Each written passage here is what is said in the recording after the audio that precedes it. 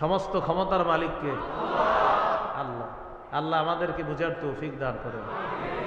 মুসলিম শাসকের 1 নম্বর গুণ, তিনি আল্লাহমুখী হবেন। তাহলে তিনি সমস্ত ক্ষমতার কৃতিত্ব দিবে কাকে? আল্লাহকে দিবে। এই হলো 1 নম্বর গুণ। সুলাইমান আলাইহিস সালাতু ওয়াস সালাম আল্লাহর অভিমুখী কতটা হতেন, মানে উনি কত বেশি আল্লাহ অভিমুখী হতেন, আল্লাহ কোরআনে প্রশংসা করছে সুলাইমান নবীর। 23 পারা 14 নম্বর পৃষ্ঠা, সূরা সদের 30 নম্বর আয়াত। আল্লাহ বলেন, ওয়াওয়াহাবনা লিদাউদা সুলাইমান নি'মাল আবদু ইন্নাহু আওয়াব। আমি দাউদকে সুলাইমান নামে একজন ছেলে দান করলাম। এই সুলাইমান কেমন ছিল জানো? আল্লাহ বলে, নি'মাল আব্দু, কতই না উত্তম বান্দা। আর কেমন জানো? ইন্নাহু আওয়াব, আমি সুলাইমানকে যত ক্ষমতা দিলাম, সুলাইমান তত বেশি আমার অভিমুখী হয়েছে। তাহলে মুসলিম শাসকের 1 নম্বর গুণ, তিনি আল্লাহ অভিমুখী হবে। আল্লাহ এমন গুণের গুণান্বিত, কাউকে আমাদের শাসক বানায় দেন। 2 নম্বর, মুসলিম শাসকের 2 নম্বর গুণ, মুসলিম শাসক ইনসাফ প্রতিষ্ঠিত করবে। ভাই বলেন তো কি? আবার বলেন, আরো জোরে। ইনসাফ প্রতিষ্ঠিত করবে। সূরা সদের 26 নম্বর আয়াতে আল্লাহ বলেন, 23 পারা 13 নম্বর পৃষ্ঠা, ইয়া দাউদ ইন্না জাআলনাকা খলিফাতান ফিল আরদি ফাহকুম বাইনান নাস। দাউদ, আমি আপনাকে খলিফা বানাইলাম দুনিয়াতে, আপনি মানুষের মাঝে ইনসাফের সাথে বিচার করবেন। ওয়ালা তাত্তাবিইল হাওয়া ফায়ুদিল্লাকা আন সাবিলিল্লাহ। দাউদ, বিচার করার সময় নিজের মনের কথা শুনবেন না, নিজের খেয়াল খুশি অনুযায়ী বিচার করবেন না। যেটা ইনসাফ সেটাই বিচার করবেন। বিচার করার সময় মনের কথা শোনা যাবে না, যেটা ইনসাফ সেটাই করতে হবে। একই মামলায় একজনের ফাঁসি হবে আর একজনের খালাস হবে, কেন? এমনটি যেন না হয়। কি ঠিক? ঠিকটা কি? একই মামলায় একজনের ফাঁসি হয়ে গেছে আর একজন খালাস পেয়ে গেছে, কেন? অভিযুক্ত এক, ধারাও এক, সব এক, একজনের খালাস আর একজনের ফাঁসি, কেন? ইনসাফ হয় না। এই তো বুঝছে না কেন হবে এটা? 164 ধারায় আপনারও হইল ফাঁসি, তো আরেকজনের 164 ধারা কথার কথা, তো তারও ফাঁসি হওয়া উচিত। 164 ধারায় একজনের হলো খালাস আরেকজনের হয়ে গেল ফাঁসি, এটা কি? ইনসাফ করতে হবে।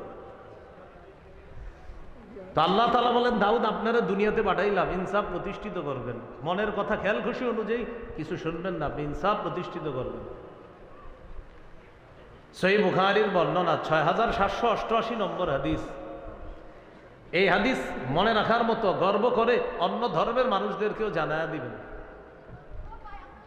আরবের একটা গোত্র আছে মাকজুমি গোত্র, এই গোত্র সম্ভ্রান্ত গোত্র। এই গোত্রের এক মেয়ে চুরি করছে, মেয়ের নাম ফাতেমা। একটা মেয়ে চুরি করছে, মেয়ের নাম কি? আমাদের নবীজির মেয়ের নাম কি? ফাতেমা। আর যে মেয়েটা চুরি করছে তার নামও ফাতেমা। সম্ভ্রান্ত বংশের মেয়ে চুরি করছে। চুরি করার পর বিষয়টা সবাইকে ভাবিয়ে তুললো যে এমন একটা বংশীয় মেয়ে চুরি করছে, এটা কেমন কথা। তার এখন হাত কাটা হবে। নবীজিরে বইলা দেখে একটু শিথিল করা যায় কিনা বিচারটা। নাউজুবিল্লাহ বলেন। নেতারা মিটিং করলো, চলো মোহাম্মদের কাছে যাই সাল্লাল্লাহু আলাইহি সাল্লাম। যাওয়ার পর মোহাম্মদকে গিয়ে বলবো যে একটু যেন আইনটা শিথিল করে ফাতেমার হাত না কাটা হয়। এই জন্য কি করা যায়? মুহাম্মদ সাল্লাল্লাহু আলাইহি সাল্লামের সাহাবীদের মধ্যে যারা মুরব্বী পর্যায়ের, তাদের সাথে বিষয়টা নিয়ে আগে কথা বলি, তাদের মাধ্যমে নবীর সাথে কথা বলা হবে। মুরব্বীদের কাছে এই বিচার আসছে। আসার পরে মুরব্বী সাহাবীরা বললেন, হ্যাঁ, আমরা পারবো না নবীজির কাছে যাইতে। তোমরা এক কাজ করো, নবীজির নাতি উসামা ইবনে যায়েদ রাদিয়াল্লাহু তাআলা, যাকে নবীজি খুব ভালোবাসে, হাদিসে আসছে হিব্বু রাসূলিল্লাহ, উসামা ছিলেন নবীজির আস্থাভাজন একজন। আর যেহেতু নাতি, আর নাতির প্রতি নানা দাদাদের একটু দুর্বলতা থাকে, এক কাজ করো তোমরা, উসামাকে নবীজির কাছে পাঠাও। আমরাও দেখবেন মাঝে মাঝে ঝামেলায় বললে নাতি নাতনিদেরকে পাঠাই দিই, যা তোর নানারে বুঝা, দাদারে বুঝা, না আমরা ভয়ে যাই না। উসামা ইবনে যায়েদ রাদিয়াল্লাহু তাআলা নবীজির কাছে গেলেন, আপনার সাথে একটু কথা আছে আমার। কি কথা? আমারে একটা বিষয় জানাইছে একদল মানুষ, সেই বিষয়ে আপনার সাথে কথা বলতে আসছে। বলো কি বলবা? ফাতেমা নামে একটা মেয়ে চুরি করছে, আপনি তো মনে হয় জানেন, এখন তো কোরআনের বিধান অনুযায়ী তার হাত কাটা হবে, বিচারটা কি একটু শিথিল করা যায় না? নবীজি বললেন, উসামা আতাশফাউ ফি হাদ্দিম মিন হুদুদিল্লাহ, আল্লাহর বিচার শিথিল করার ব্যাপারে তুমি আমাকে সুপারিশ করছো? উসামা, আল্লাহর স্থিরকৃত আইন শিথিল করার ব্যাপারে তুমি আমাকে সুপারিশ করছো? নবীজি বুঝতে পারছে, উসামা তোমারে কেউ পাঠাইছে, তুমি নিজে থেকে আসো নাই, চলো বাহিরে যাই। নবীজি বাহিরে গেছে, সবাই দাঁড়ানো। আল্লাহ নবী সবার উদ্দেশ্যে একটা ভাষণ দিলেন, শোনো তোমরা, ফাতেমা নামে একটা সম্ভ্রান্ত মেয়ে চুরি করার কারণে আজকে তোমরা তার ব্যাপারে আমার কাছে সুপারিশ করতেছো। আল্লাহর কসম, তোমরা মনে রাখবা, লাউ আন্না ফাতিমাতা বিনতা মুহাম্মাদিন সাল্লাল্লাহু আলাইহি ওয়াসাল্লাম সারাকাত লাকাতা মুহাম্মাদুন ইয়াদাহা। নবীজি বললেন, আল্লাহর কসম, আমার মেয়ে ফাতেমা যদি আজকে চুরি করত, আমি মুহাম্মদের চাইতে সম্ভ্রান্ত মানুষ দুনিয়াতে আসবে না, আসে নাই। আমার মেয়ের চাইতেও সম্ভ্রান্ত মেয়ে দুনিয়াতে আসে নাই, আসবে না।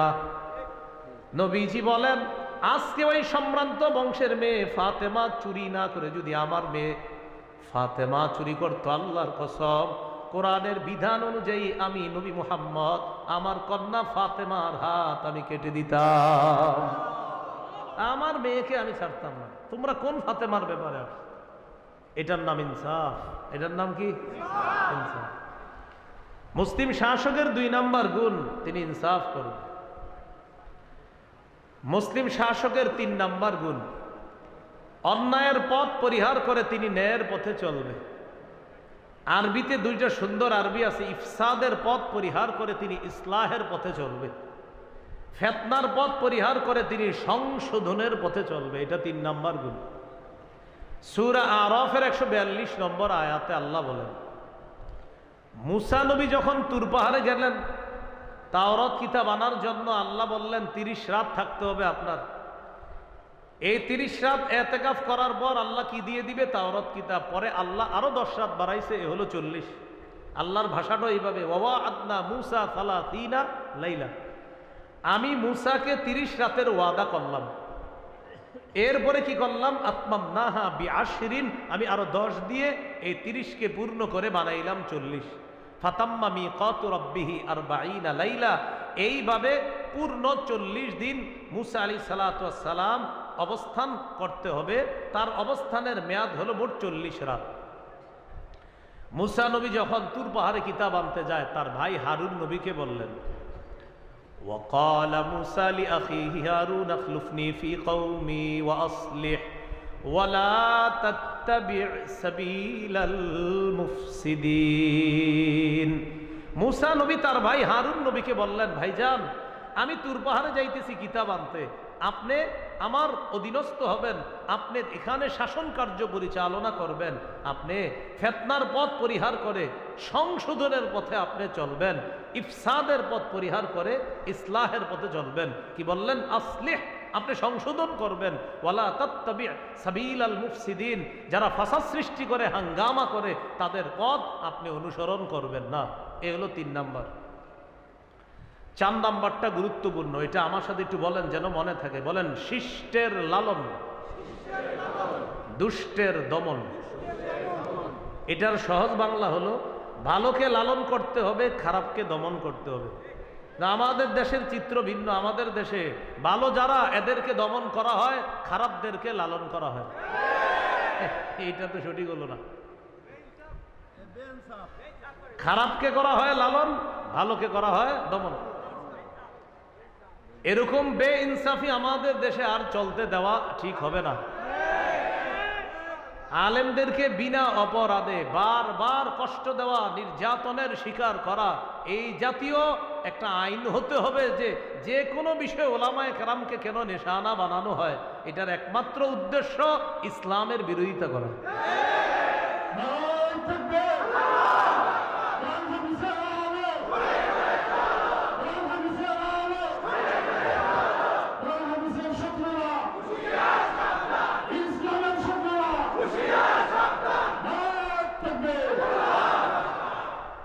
4 নাম্বার গুণ শিষ্টের লালন, দুষ্টের দমন। দলিল সূরা কাহফের 83 থেকে 92 নম্বর আয়াত। লম্বা আয়াতের অনুবাদ আপনাদেরকে করে দিচ্ছি। এখানে যুলকরনাইন বাদশার 2টি সফর সম্পর্কে আল্লাহ আলোচনা করছে। যারা আপনারা কোরআন পড়াশোনা করেন মনে রাখার জন্য বলছি, যুলকরনাইন বাদশার ঐতিহাসিক 3টা সফর আছে।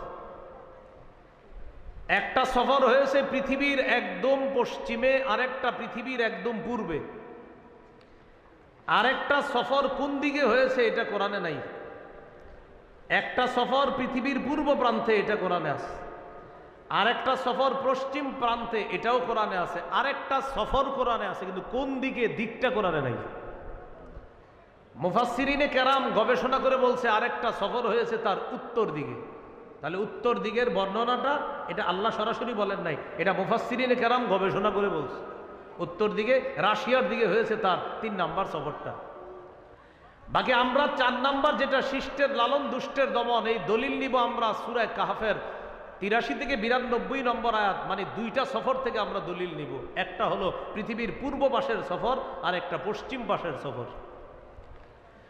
যুলকরনাইন বাদশার ব্যাপারে একটা কথা মনে রাখবেন। আল্লাহ তাআলা পবিত্র কোরআনের 16 নম্বর পারা 1 নম্বর পৃষ্ঠার শেষ, 2 নম্বর পৃষ্ঠার শুরু, 16 নম্বর পারার প্রথম পৃষ্ঠার শেষে আছে দেখবেন, ওয়াসআলুনাকা আন যিল করনাইন কুল সাআতলু আলাইকুম মিনহু যিকরা। বাস 1 নম্বর পৃষ্ঠা শেষ হয়ে গেছে। এরপরে 2 নম্বর পৃষ্ঠা, ইন্না মাক্কান্না লাহু ফিল আরদি ওয়া আতাইনাহু মিন কুল্লি শাইইন সাবাবা। যুলকরনাইন বাদশার যোগ্যতা হলো তিনি যেখানে যাইতেন তার যা যা প্রয়োজন হতো আল্লাহ তাআলা তাকে সেই প্রয়োজনীয় জিনিসটা ব্যবস্থা করে দিতেন।